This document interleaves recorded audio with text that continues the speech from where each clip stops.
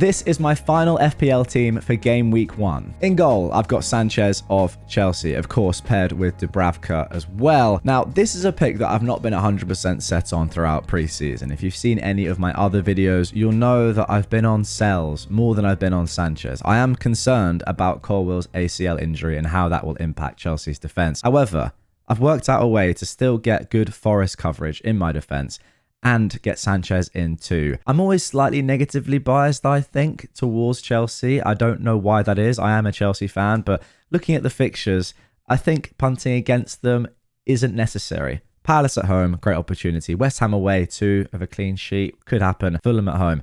They're just a very strong set of opening fixtures, and we know how good Chelsea can be defensively. I do worry that there may be a few mistakes in there, not just from Sanchez, but from whoever replaces Colwill. Maybe that's going to be Tosin. It might be somebody else. It could be Hato. But yeah, Sanchez is in, and I'm just going to leave him there for the first 12 weeks or whenever I wildcard. Dubravka as well, of course, has to be in there as the only playing 4 million goalkeeper. He's not going to start the season, I don't think. He's got a bit of an injury. I'm hoping that he's going to be fit for game week 2, though, where I might bench boost. Into the defence then, and this is where I've had a bit of a play around. This has been the least locked area of my team for the past week or so. I'll start with Murillo. He is one that came out of my team for a little bit just for budget reasons, but he is one that I just have to have in there. I've realised this when tinkering. I just love so many things about him. Not just his unbelievable shots from distance and free kicks, which are just insane to watch, but from a more of a fantasy point of view. He's so good for defensive contributions. I think that is going to be a huge thing for him this year. The fixtures are great. I have to have at least one Forest defender in my team. I think those first 6 are a joke. And as well, he's really good for bonus points. He got 16 more bonus points than Milenkovic last year. That is a lot. Now, I've coupled him with another Forest defender. That is how much I like the Forest defence. Nico Williams is in. By far and away, not a better option than Murillo. I think if you are only going with one, I would really try and get to Murillo. I think he is that much better than Williams. Yes, there is some very slight attacking potential with Williams, but I like a lot more about Murillo than I do Williams. However, according to the predicted points, he's not too far behind. Murillo here is on, 17? Williams, where is he? He's on 16 across the first 4 game weeks. So it's pretty close. I like the idea of having 2, though. That is one thing I will say. I'm not too concerned about Forest defence. They overperformed last year, fine. I still think they're a good defence. They've kept a lot of their players. They know how to defend, how their team sort of functions now. It's another year. They're in the Europa League as well. I think they're going to be pretty confident. But yeah, having 2 I think is important because I do expect a lot of engaged managers like you watching right now to have 1. So am I going to get much of an edge by just having 1? No. So I've gone for 2. I do like Williams as well. I think he is the best 5 million option. Right, next up is a player that I'm going to be honest, I just didn't really understand the hype with him until I watched the Super Cup, where I was very, very impressed. He played really well. Tottenham, I thought, were really good in that game. Yeah, they conceded 2 late on, but it's PSG. They're a great side. They're one of the best club sides I've seen in recent years. Apart from Chelsea, of course, who absolutely spanked them in the Club World Cup final. But Porro is in. He was on pretty much all the set pieces. He was on in-swinging corners. He was also on direct free kicks, which is just ridiculous.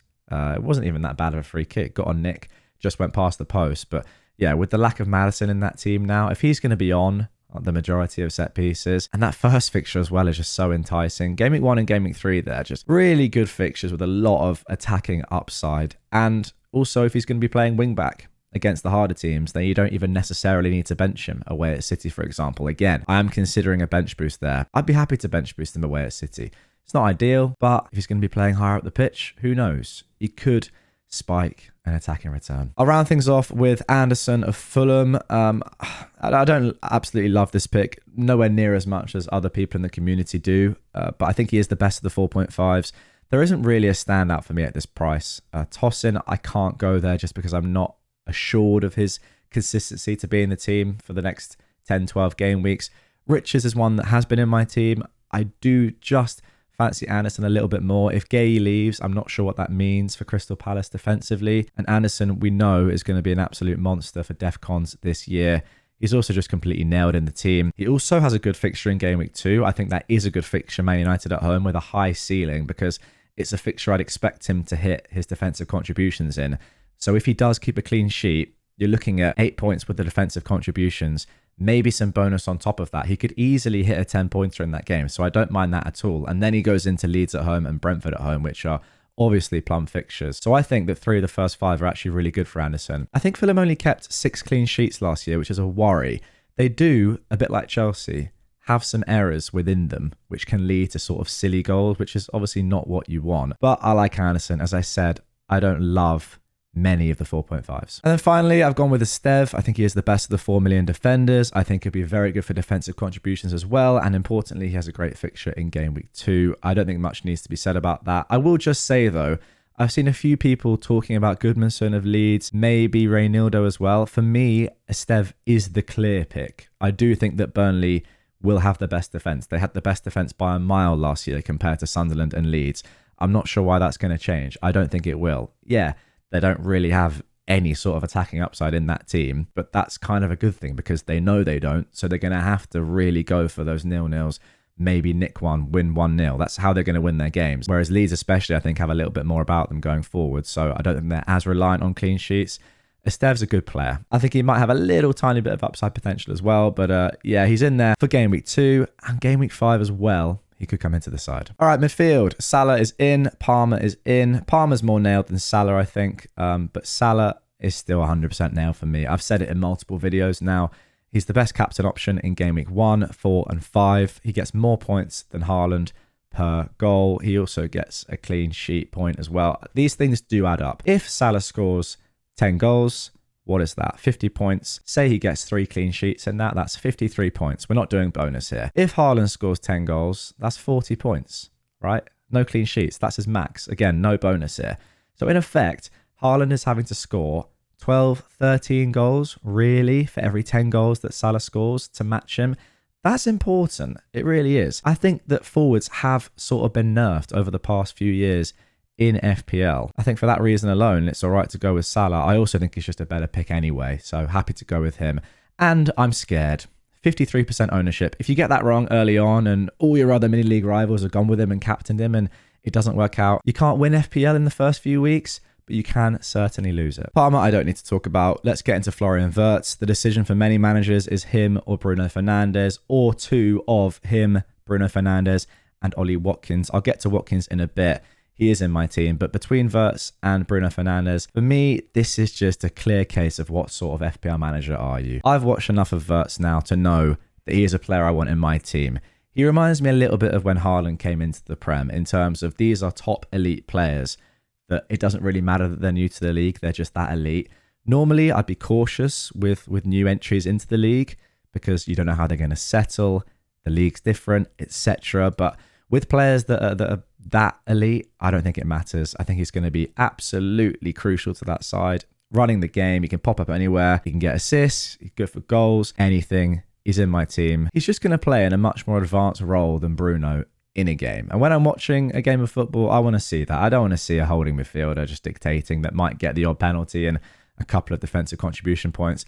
That's boring. Like, if they get the same amount of points over the first 4 game weeks as they're sort of expected to do here, who would I rather have? A player that scores a couple of goals or a player that runs around a bit and does some tackles? Well, I'm a football fan.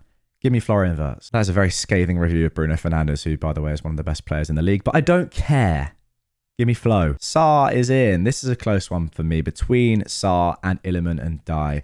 I've had Dye in many drafts. I've had Sarr in quite a few. This is the decision that will go down literally to the wire. Right now, I've gone with Sarr just because I have more belief in the Palace system than I do with Everton. A couple of new players in the Everton attack is going to make them a better outfit, obviously. I'm just not sure exactly how it's all going to piece together. It may take a few games. Everton aren't a great team, like attacking-wise. They haven't been. I know they had a purple patch last year with Moyes, but traditionally they're not. The fixtures are really good, though. I just feel like you can sort of wait until game week 6 there to bring in their players. And Dyer's on penalties, which is a really big factor. Sarr obviously isn't.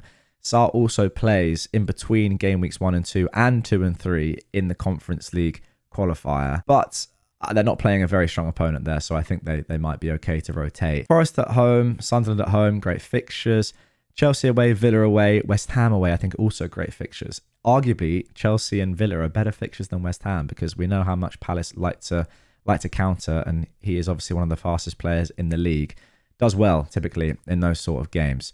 Final midfielder, I've gone for Anderson. Now, I do want to shout out Baker of the Above Average FPL podcast, one of my favourite YouTube channels, because he's made a great video over on his Patreon. It's free to watch, by the way. I'll link it down below, about Reijnders. And I watched it last night, and it really did turn my head. He just looks like a great, great option. He's like the new GW1, and I would love to go there. If you are debating going between Reijnders and Anderson, go for Reijnders, man, because you probably have the balls that I don't. He's a much more fun pick. But I just think that, I don't know, maybe it's just really boring of me. I'm going to go with Anderson and have as few headaches in my Gameweek 1 team as possible. It's really boring. It's really sad. I know it is. Let's have a look at the predicted points between them. Look, Reijnders is even above Anderson now. If you think he's going to play, he's a good pick. I just went back through a lot of City's games, well, all the games that he's played. In a few of them, including at the Club World Cup, he did play in that 6 role. Now, he's not been bought to play in that role. He's been bought to be that sort of number 8 that gets into the box sometimes, box crasher, like Gundogan has been for them. Remember that season where he just completely broke the game. However, with Rodri's injury, I don't think Pep loves Nico Gonzalez. I think Reijnders could definitely play in that role, even though he's not been bought to play there at the beginning of the season. So maybe just wait and see on him. Again, that Game Week 6 fixture is so juicy. Maybe we can just wait till then. Spurs, Brighton, United, Arsenal. That is tough. I don't think that's like he's got amazing fixtures, we got to get him in. Gonna wait and see on him. As you can tell, this is a real debate in my head. But yeah, love him as a player. I expect him to do really well. I also loved this. I saw someone tweet this. Say if Reijnders gets 2 points, then 10 points, then 2 points, then 1 point in the first 4 weeks. That's very reasonable, right? Gets 1 goal, starts 3 out of the 4 games, maybe comes off the bench for the other. I think that's very reasonable. Gets 15 points. Anderson there has to hit defensive contribution points like twice, and he's sort of already matched him. Because say Anderson got something like 3 first game week, clean sheet, 5 or 6 next game week, then 2, then maybe he picks up an assist in the first 4 weeks, right? From a set piece, from a corner, which we expect him to be on. Gets 6 or even 5 in that 4th game week. He's pretty much on the same points, if not more, than Reijnders' 15 there, by getting 1 assist and not really doing too much. That's why I think I'm going to be boring and go for Anderson, but I hope Reijnders does better because it will restore my faith in the game. And then finally, forwards. I spoke about Watkins. He's obviously in. I don't understand the debate between him and Bruno. I think that Watkins is just a better option. I love these first kit. Like, look at that run. That is so good. As I mentioned in the previous video, Newcastle at home is the best time to play them. They're not looking good right now. Brentford away, brand new manager. Then Palace at home, Everton away, yeah, arguably tough, I suppose, those two. But Sunderland away, Fulham at home, Burnley at home is plum. Just put him in, leave him. Rashford's left, Asensio's left. He has no competition for his spot anymore. He's looked great in pre-season. I don't think you need to overthink this one. Comparing him to like Strand Larsen or other forwards that I'm seeing in people's teams. Mateta, yeah, I suppose so. I don't have these two on similar predicted points. It's just not how I'm looking at it. Also love the price point because you can then come down to an Ekitike, go across to a Gyökeres if he looks unbelievable. You can then go to anyone pretty much. So Watkins is definitely in. Next player is Joao Pedro. This is one that I've sort of toed and froed with throughout all of pre-season. And I've come around to the fact that I just want him in my team. I think he's that good. Yeah, the minutes are a concern. He's not going to play 90 every week. He's probably going to play, on average, I reckon, 70 minutes per game week at the start of the season, which isn't what you want. I think he is the sort of player, though, that can just pick up a couple of goals at any moment. He's going to be playing number 9, not number 10, so he's not the Brighton player that we sort of knew. And again, the fixtures are really good. Like, from an attacking point of view, I just think they're great. Yeah, maybe it's a little bit risky, but I don't know. It's 55% ownership as well. Like, if you get that wrong, his price is going to fly. Well, maybe not actually, because his ownership is already so high, but it's a risky one to go against. Solanke I'd love to go for. He obviously played 25 minutes or so in the Super Cup, so I can't guarantee that he's going to start. If I could, I probably would go there. It's between Joao Pedro and Mateta. Fantasy Football Hub has Mateta with more predicted points, which I would probably agree with. I want to chase those big scores with Joao Pedro. Also, I'm a Chelsea fan as well, which has to count for something. So Joao Pedro is in. Then the final spot is Mark Guiu. It is, as you'd expect. However, I've been looking at Krupi Jr. because I'm slightly concerned that GW, after being injured and maybe not playing the first couple of games, might drop in price, which obviously isn't ideal.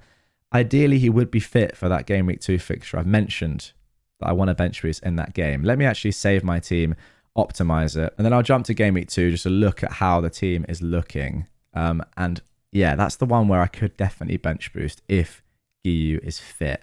Burnley away, great fixture. Esteve, Sunderland at home, great fixture. Same one as Dubravka.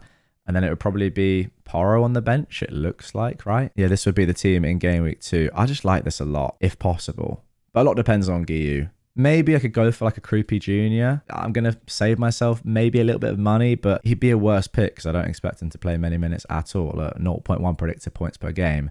I think when GW is fit, he will play. So long term, I'm going to go with GW. But yeah, that is my team for the start of the Premier League season. Is that really right? I've only got a 93% rating? No, 96% rating. All right, I'll take that. That's much better than I've had before. And finally, I'm off the bottom of the leaderboard. I'm happy. Oh my God, I'm not just off the bottom. I'm at the flipping top, guys. Wow. A genuine rags to riches story. From the bottom of the leaderboard to the top. I will take that. What a way to start my season. I know you guys don't like when I title these videos as locked in before the deadline. I really do think this is locked in for me. There are like one or two tiny decisions that might change, but I'm pretty set now on this defense. I did have Sells in goal, and I was looking for a 5 million defender that wasn't obviously Williams. I'm not going to triple up on their defense, but I couldn't really find one that I liked. I think Williams is the best of the 5 million defenders. Let's have a look at all of them. There's like Lacroix, and that's it, really. I don't love any of the others. Romero's in there as well. I don't back the Tottenham double up. I'm sorry, I don't. I'm not that bullish on them. Apart from that, that's it. And then Sarin and Dye. That's kind of it. If Solanke was fit, I'd go for Solanke. Mateta's a bit more boring. I'm going for Joao Pedro. Anderson versus Reijnders. I'm boring, you can tell. I'm going for Anderson. So that's the team. Let me know your thoughts in the comments down below. What do you think of it? It's pretty template. I know that's the sort of manager I am. I don't care. That's how I play the game. 96% team rating. If you guys think you can beat that team rating, you've seen it on screen all video. Find out your team rating. Link is down below. Then, once you do that, it's time to actually win at FPL, guys. If you've watched a lot of these videos, if you've had your team rated, now is the time. We're like a few hours away from deadline. It might even be on the deadline if you're watching this. Win at FPL. Get 50% off Fantasy Football Hub. It's your last chance to do that before the season starts. Link down below. Sign up to the site. If you are a new customer, you will get all your money refunded to you if you don't win your mini league as well. There are some terms and conditions there, but that is how much we are so confident in Fantasy Football Hub. We think if you sign up and you don't win at FPL, that is like crazy.